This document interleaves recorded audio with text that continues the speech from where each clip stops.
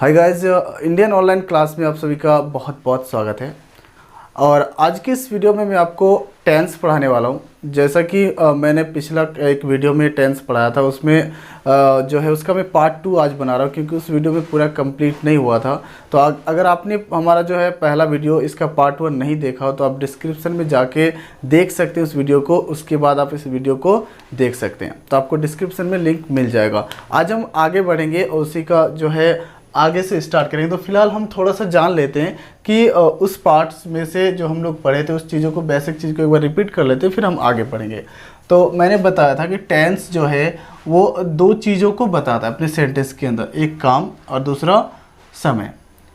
ठीक है, समय जो है तीन तरह का होता है, मतलब टाइम जो है वो तीन तरह का होता है, प्रेजेंट, पास्ट और फ्यूचर। ठीक है, यानी कि एक जो है वर्तमान जो काल होता है जो अभी चल रहा होता है। ठीक है, पास्ट जो एक समय होता है जो कि गुजर गया हो, और फ्यूचर जो आने वाला समय को हम फ्यूचर कहते हैं।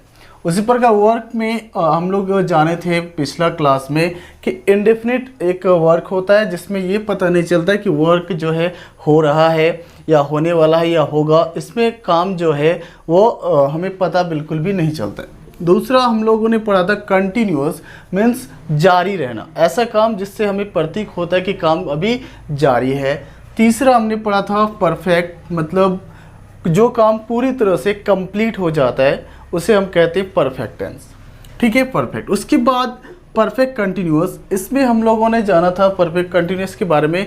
परफेक्ट कंटिन्यूअस के मतलब परफेक्ट मीन्स इसमें टाइम परफेक्ट होता है और काम इसमें जारी होता है। तो इस तरह से हमने बेसिक चीज़ों को पढ़ा था टेंस का।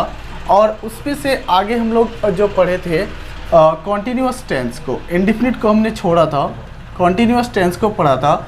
आज हम पढ़ेंगे परफेक्ट टेंस को। ठीक है, उसके बाद परफेक्ट कंटिन्यूअस को। तो फिलहाल हम अब वीडियो को स्टार्ट करते हैं और चलते हैं आगे। ठीक है, तो हमने पिछला क्लास में कंटिन्यूअस पढ़ा था और मैंने बताया था इसका पहचान। ठीक है, इसका पहचान होता है रहा रही, और इसके साथ वर्ब फोर का यूज किया जाता है। इसका auxiliary verb is, am, are, was, were, shall be या विल बी होता है। ठीक है, और इसको हम प्रेजेंट, पास्ट और फ्यूचर तीनों को एक साथ जो है, तीनों टाइम को एक साथ यूज किया था हमने।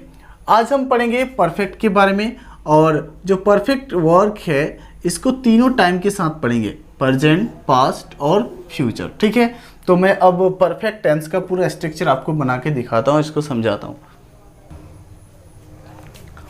परफेक्ट, ठीक है। अब जैसे कि आप सभी को पता है कि परफेक्ट जो वर्क है ये तीन टाइम में होगा, प्रेजेंट, पास्ट और फ्यूचर। तो पहले हमें परफेक्ट टेंस की या परफेक्ट की जो है कुछ बेसिक चीज़ों को जानना बहुत ज़रूरी है। पहले तो हमें पहचानना है कि किस टाइप के सेंटेंस को हम पहचान सकते हैं कि कौन सा जो है परफेक्ट है। ठीक है, तो इसका पहचान होता है चुका, चुकी या ये, ठीक है, इस तरह का इसका पहचान होता है। यानी कि सेंटेंस में चुका, चुकी या ये ई अगर हो तो वो सेंटेंस परफेक्ट टेंस का होता है, परफेक्ट का होता है। ठीक है, इसमें जो ऑक्सिलरी वर्ब यूज होगा, ठीक है, वो होता है has have, had, shall have या विल हैव। उसके बाद इसका वर्ब, इसमें वर्ब का जो तीसरा रूप यूज किया जाता है। ठीक है, वर्ब का तीसरा रूप। अब हम इसको एक साथ तीनों टाइम को प्रेजेंट करेंगे, दिखाएंगे, और तीनों टाइम के साथ पढ़ेंगे परफेक्ट को। पहले हम ले लेते हैं प्रेजेंट को, उसके बाद पास्ट, उसके बाद तीसरा हमारा हो जाता है फ्यूचर। अब परफेक्ट टेंस का पहचान है चुका, चुकी या ये ई। ठीक है, इसमें यूज, सॉरी, इसमें वर्ब थ्री का यूज होता है, वर्ब थ्री। ठीक है, अब हम कैसे जानेंगे कि जो सेंटेंस हमने पहचाना परफेक्ट का है, लेकिन परफेक्ट में कौन सा समय का है, प्रेजेंट का है या पास्ट का है या फ्यूचर का है, इसको कैसे पहचानेंगे? इसके लिए अगर सेंटेंस के सबसे लास्ट में चुका, चुकी के बाद अगर है, हूँ, हो, लगा हो, यानी कि अगर सेंटेंस में चुका चुकी के बाद है, हूँ, है लगा हुआ रहे तो वो सेंटेंस प्रेजेंट का होगा, ठीक है, यानी कि प्रेजेंट परफेक्ट का होगा। उसके बाद अगर चुका चुकी के बाद था, थे, थी या ये, ई लगा हुआ रहे, यानी सेंटेंस के लास्ट में चुका चुकी के बाद था, थे, थी या ये ई लगा हुआ रहे तो वो सेंटेंस जो होगा वो पास्ट परफेक्ट का होगा, ठीक है। अब फ्यूचर में गा, गे और गी, चुका चुकी के बाद अगर गा, गे, गी लगा हुआ रहे तो वो सेंटेंस फ्यूचर परफेक्ट का होगा, ठीक है। ये तो हमने जान लिया, इसका पहचान है चुका, चुकी या ये ई। इसमें वर्ब का यूज होगा, वो होगा वर्ब 3। और अगर चुका चुकी के बाद है, हूँ, हो लगा हुआ रहे तो वो सेंटेंस प्रेजेंट परफेक्ट का होगा। और अगर था, थे, थी रहे तो वो परफेक्ट का होगा, पास्ट परफेक्ट का होगा। और अगर गागे की लगा हुआ रहे चुका चुकी के बाद तो वो फ्यूचर परफेक्ट का होगा। अब आते हैं इसका ऑक्सिलरी वर्ब में। आपको पता है कि सेंटेंस में ऑक्सिलरी वर्ब का यूज किया जाता है उसके टाइम को दर्शाने के लिए। तो अगर प्रेजेंट में कोई सेंटेंस है तो उसके साथ ऑक्सिलरी वर्ब यूज होगा हैज़ या हैव। अगर पास्ट में है तो उसका ऑक्सिलरी वर्ब यूज होगा हैड। और अगर फ्यूचर में है तो उसके लिए ऑक्सिलरी वर्ब यूज होगा शैल, हैव या फिर विल हैव, ओके। अब तो ये हमने बताया कि पहचानने का तरीका चुका, चुकी या ये ई प्रेजेंट के लिए है, हूँ, हो, पास्ट के लिए था, थे, थी और फ्यूचर के लिए गागेगी, ठीक है। अगर सेंटेंस इंग्लिश में हो तो हम कैसे पहचानेंगे कि सेंटेंस कौन सा टेंस का है? उसके लिए हमें ऑक्सिलरी वर्ब को ध्यान रखना है, ठीक है। अगर सेंटेंस में ऑक्सिलरी वर्ब हैज़ या हैव आ रहा है तो फिर वो सेंटेंस प्रेजेंट परफेक्ट का होगा। और अगर सेंटेंस में ऑक्सिलरी वर्ब हैड आ रहा है तो फिर वो पास्ट परफेक्ट का होगा। और अगर सेंटेंस में ऑक्सिलरी वर्ब शैल हैव या विल हैव आ रहा है तो फिर वो सेंटेंस फ्यूचर परफेक्ट का होगा। तो इस तरह से हम इंग्लिश सेंटेंस को भी पहचान सकते हैं कि कौन सा टेंस का है। अब हम आगे बात करते हैं कि इसको यूज कैसे करेंगे, सेंटेंस के अंदर हम इसको ट्रांसलेट कैसे करेंगे, ठीक है। हिंदी से इंग्लिश में कैसे ट्रांसलेट करेंगे और इंग्लिश से हिंदी में कैसे ट्रांसलेट करेंगे। सबसे पहले इसका जो बेसिक फार्मूला है, स्ट्रक्चर है, वो मैंने आपको बताया था कॉन्टिन्यूस जो पहला वीडियो, उसी में सेम और जो है स्ट्रक्चर इसका भी होता है। Subject plus auxiliary verb plus verb plus object, ठीक है। इस स्ट्रक्चर आपको ध्यान रखना है, सभी सेंटेंस के साथ यूज होता है। अब इस सेंटेंस को देखते हुए हम किसी भी सेंटेंस को ट्रांसलेट करते हैं। अभी हम कोई सेंटेंस ले लेते हैं, मैं खा चुका हूँ, ओके, मैं खा चुका हूँ।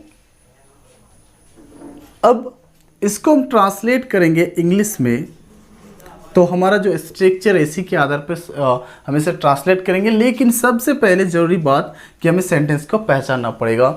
चुका चुकी लगा हुआ है, यानी कि चुका लगा हुआ है, दैट्स मीन ये सेंटेंस परफेक्ट का है। अब परफेक्ट का कौन सा टेंस में आ रहा है, प्रेजेंट, पास्ट या फ्यूचर? तो लास्ट वाले को हम देखेंगे, यहाँ पे हूँ लिखा हुआ है, यानी कि हूँ आ रहा है, तो फिर ये प्रेजेंट का है। ये सेंटेंस हो गया आपका प्रेजेंट इम्परफेक्ट का, ओके, क्लियर।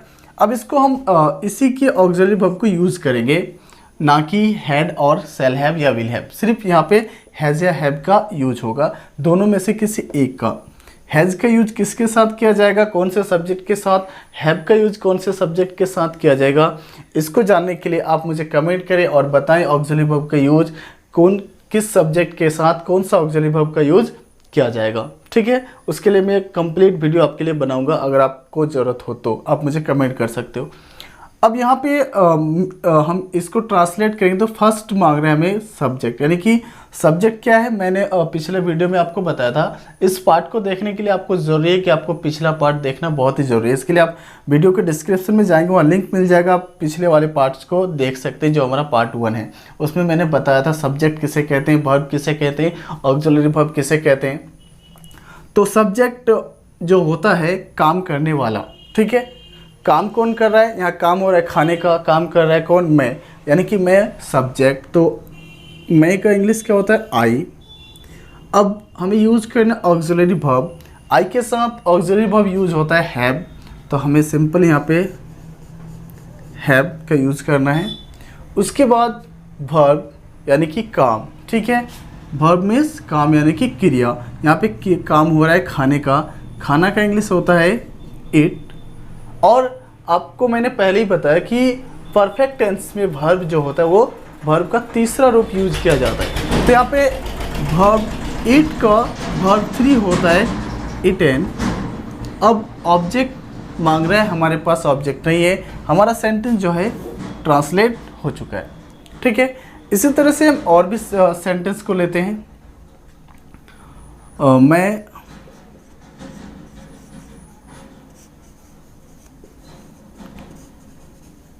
खा चुका था, ठीक है।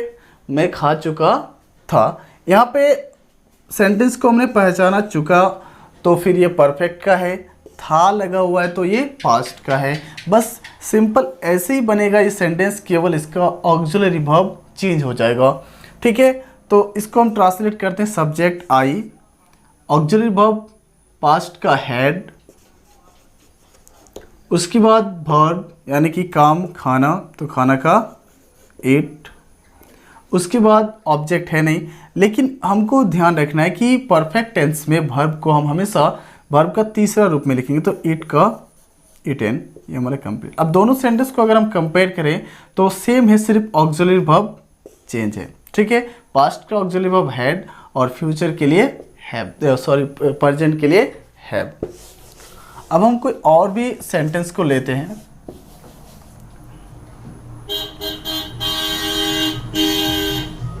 मोहन घर जा चुका होगा, मोहन घर जा चुका होगा, ठीक है। सेंटेंस है मोहन घर जा चुका होगा, चुका चुकी यूज हो रहा है, तो फिर ये आपका सेंटेंस परफेक्ट का है। अंत में गा गेगी आ रहा है, यानी कि गा आ रहा है, तो फिर ये सेंटेंस फ्यूचर का है, दैट्स मीन्स फ्यूचर इम्परफेक्ट का ही सेंटेंस है। तो हमें इसी के आधार पे इसको बनाना है, फ्यूचर परफेक्ट के आधार पे, ठीक है। हमारा स्ट्रक्चर क्या, सब्जेक्ट, ऑक्सिलरी वर्ब और ऑब्जेक्ट। तो सब्जेक्ट हम लेंगे, सब्जेक्ट कौन है, मोहन, काम, क्योंकि यहाँ पे काम हो रहा है जाने का, और जा कौन रहा है, मोहन, तो हमें यहाँ पे सब्जेक्ट मोहन को लेना है, मोहन। उसके बाद next auxiliary verb, auxiliary verb हमें कहाँ से लेना है, फ्यूचर से, ना कि पास्ट और प्रेजेंट से, क्योंकि ये सेंटेंस जो है फ्यूचर का है, इसलिए हमें फ्यूचर का ऑक्सिलरी वर्ब लेना है। तो मोहन सब्जेक्ट है, थर्ड पर्सन है, तो इसके लिए हम विल का यूज करेंगे, यानी कि विल हैव, विल हैव। उसके बाद वर्ब यानी कि क्रिया, काम, काम क्या हो रहा है, जाने का, यानी कि गो, और गो का वर्ब 3 क्या होगा, गॉन। उसके बाद नेक्स्ट है ऑब्जेक्ट, तो ऑब्जेक्ट हमारा क्या बच जाता है, घर, यहाँ पे हम यूज करेंगे टू हाउस, ओके, क्योंकि गो के बाद अगर कोई ऑब्जेक्ट आता हो तो हमें उसके लिए टू का यूज करना पड़ता है, ठीक है। ये हमारा सेंटेंस कंप्लीट हो गया। तो इस तरह से हम किसी भी सेंटेंस को आसानी से जो है उसको ट्रांसलेट कर सकते हैं। अब हम दूसरी तरफ जाते हैं, थोड़ा सा और आगे बढ़ते हैं, ठीक है। अब थोड़ा हम देखते हैं सेंटेंस को। सेंटेंस जो है बेसिकली नॉर्मली 3 प्रकार का होता है, ऐसे तो 4-5, लेकिन हम नॉर्मली 3 को लेकर चलेंगे, ठीक है। उसी से हम आगे और भी सेंटेंस को बनाएंगे। पहला तो अफर्मेटिव,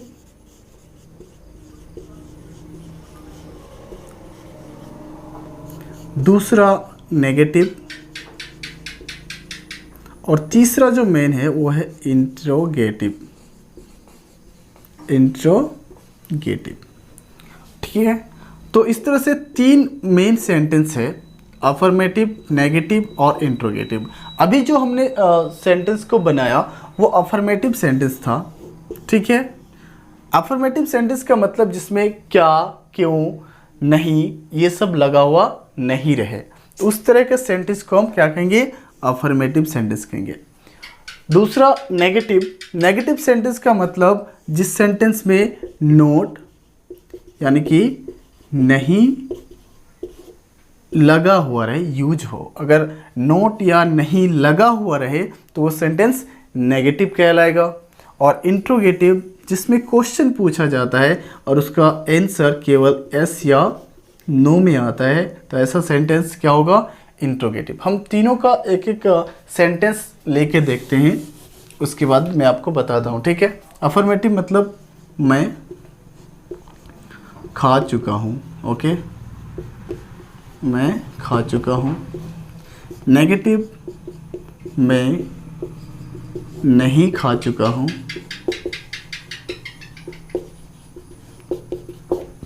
इंट्रोगेटिव क्या मैं खा चुका हूँ। तो इस तरह से हमने 3 सेंटेंस को लिया, अफर्मेटिव, नेगेटिव और इंट्रोगेटिव। तो आपके मन में सवाल आएगा कि हमने अफर्मेटिव सेंटेंस को तो ट्रांसलेट कर लिया, लेकिन बाकी नेगेटिव और इंट्रोगेटिव सेंटेंस को कैसे ट्रांसलेट करेंगे। उसके लिए कुछ बेसिक सा फॉर्मूला है जो आपको ध्यान में रखना होगा। ठीक है, अफर्मेटिव का तो कुछ नहीं, आपको नेगेटिव का ध्यान रखना है। सब्जेक्ट नेगेटिव बनाने के लिए आपको कुछ नहीं करना है, ऑक्सिलरी वर्ब के बाद नॉट का यूज करना है। ठीक है, नेगेटिव बनाने के लिए आपको क्या करना है, ऑक्सिलरी वर्ब के बाद नॉट का यूज करना है, तो आपका वो सेंटेंस नेगेटिव में चेंज हो जाएगा। उसके बाद इंट्रोगेटिव में आपको क्या करना है, सबसे पहले आपको ऑक्सिलरी वर्ब का यूज करना है। ठीक है, सबसे पहले आप ऑक्सिलरी वर्ब का यूज करोगे तो आपका इंट्रोगेटिव में वो आपका कन्वर्ट हो जाएगा। अब हम अफर्मेटिव सेंटेंस को लेते हैं और फिर उसको नेगेटिव और इंट्रोगेटिव में कन्वर्ट करते हैं, चेंज करते हैं। ठीक है, कोई सा भी एक सेंटेंस ले लेते हैं। वह विद्यालय जा चुका है। ये सेंटेंस हमारा है परफेक्ट, प्रेजेंट परफेक्ट का। ठीक है, इसका स्ट्रक्चर जो है हम इस स्ट्रक्चर के थ्रू बनाएंगे और ऑक्सिलरी वर्ब हैज़ या हैव का यूज़ करेंगे क्योंकि ये प्रेजेंट का है।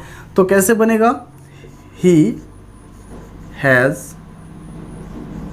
Gone to school. Okay, he has gone to school. अब हम इसको नेगेटिव में अगर कन्वर्ट करेंगे तो क्या करना है, जैसे मैंने बताया कि ऑक्सिलरी वर्ब का बाद, ऑक्सिलरी वर्ब के बाद आपको नॉट का यूज़ करना है, यानी कि he has not gone to school. अगर इसको हम ऑक्सिलरी इंट्रोगेटिव में कन्वर्ट करेंगे तो फर्स्ट आपको auxiliary verb has he gone to school. अगर हम इसको इंट्रोगेटिव नेगेटिव में कन्वर्ट करेंगे तो फिर क्या करना होगा, अब इंट्रोगेटिव नेगेटिव में नेगेटिव वाला फॉर्मूला यूज नहीं होगा, उसमें सब्जेक्ट के बाद नॉट का यूज होगा। ठीक है, इंट्रोगेटिव नेगेटिव के लिए तो has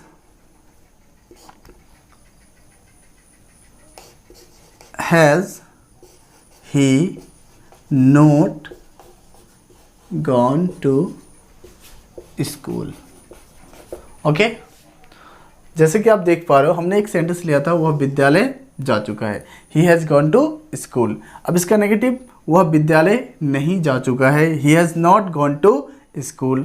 interrogative, has he gone to school, क्या वह स्कूल जा चुका है। इंट्रोगेटिव नेगेटिव, क्या वह स्कूल नहीं जा चुका है, has he not gone to school. तो इस तरह से हम किसी भी सेंटेंस को आसानी से नेगेटिव, इंट्रोगेटिव और इंट्रोगेटिव नेगेटिव में कन्वर्ट कर सकते हैं। ठीक है।